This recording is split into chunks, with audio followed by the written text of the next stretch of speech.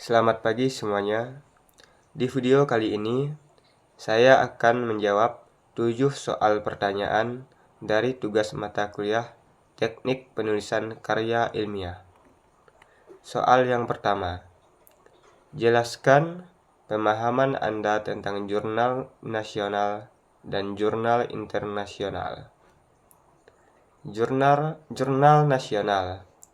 Jurnal nasional yang diterbitkan oleh institusi perguruan tinggi atau organisasi di dalam negeri memiliki fokus pada topik-topik yang relevan dengan konteks nasional. Jurnal internasional. Jurnal yang diterbitkan oleh institusi, penerbit atau organisasi yang cakupan jangkauannya bersifat global atau menyeluruh. Soal yang kedua. Jelaskan tentang plagiarisme dan jenisnya. Plagiarisme adalah tindakan menjiplak atau mengambil ide, tulisan, atau karya orang lain tanpa memberikan atribusi atau pengakuan yang layak kepada sumber aslinya. Nah, jenis-jenis plagiarisme.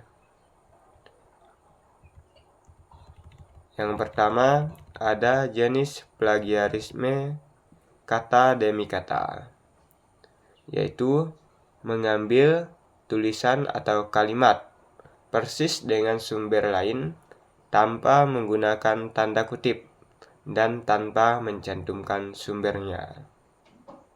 Yang kedua, plagiarisme ide atau gagasan, yaitu menggunakan gagasan, teori, argumen, atau konsep dari sumber lain tanpa memberikan pengakuan kepada pencetus ide tersebut.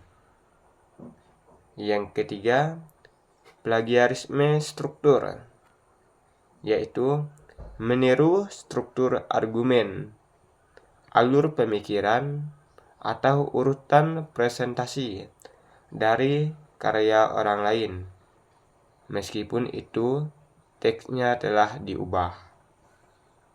Yang keempat, plagiarisme sumber, yaitu mengacu pada sumber yang tidak pernah dibaca atau digunakan, atau memalsukan data atau informasi dari sumber.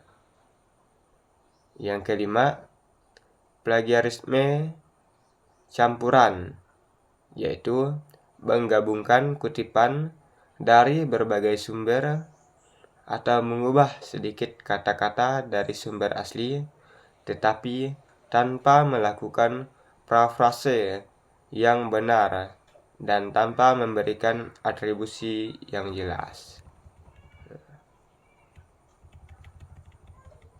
Soal yang ketiga.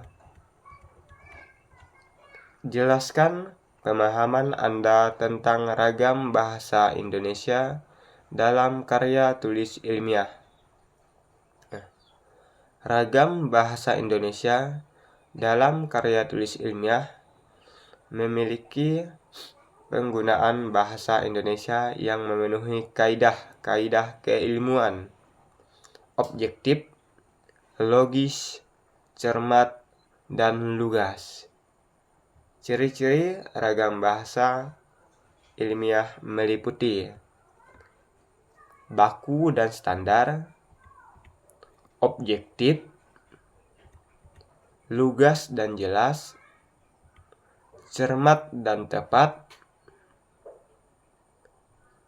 koheren dan kohesif, resmi dan tersusun sistematis. Soal yang keempat. Jelaskan pemahaman Anda tentang penyuntingan dan langkah-langkahnya.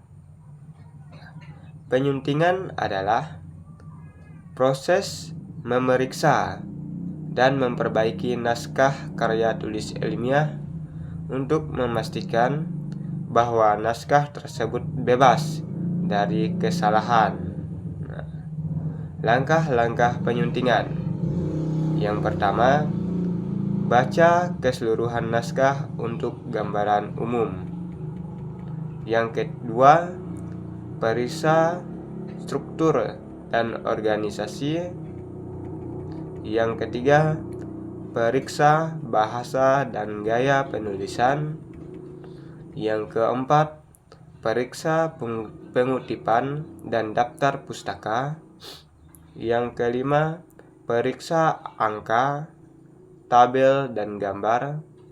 Dan keenam, pemeriksaan akhir, yaitu membaca ulang untuk menangkap kesalahan-kesalahan kecil yang mungkin terlewat, seperti typo atau kesalahan spasi. Soal yang kelima. Jelaskan apa yang dimaksud dengan sistematis dan bersifat ilmiah.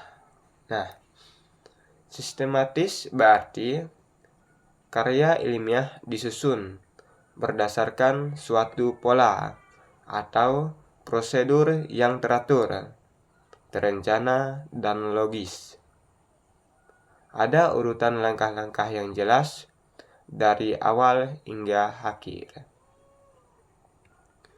Bersifat ilmiah berarti karya ilmiah didasarkan pada metode ilmiah, fakta, dan empiris, dan penalaran logis.